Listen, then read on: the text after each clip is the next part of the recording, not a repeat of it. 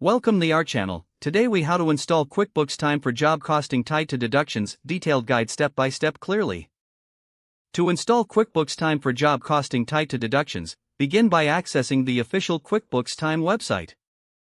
Locate the download button for QuickBooks Time on the homepage. Click on the download button to initiate the installation file transfer. Once the download is complete, navigate to your Downloads folder. Double-click on the installation file to begin the installation process. Follow the on-screen prompts to initiate the setup.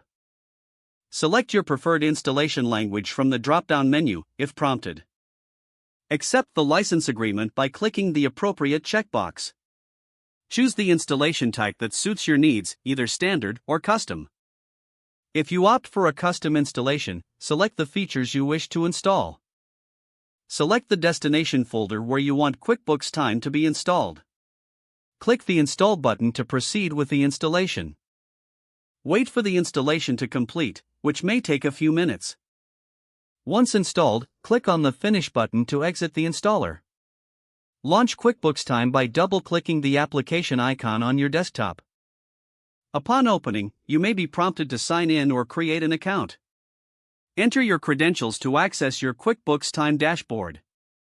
Navigate to the Settings menu to configure job costing options.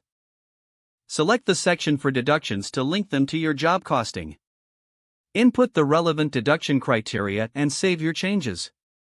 Ensure that all settings are accurately configured before exiting.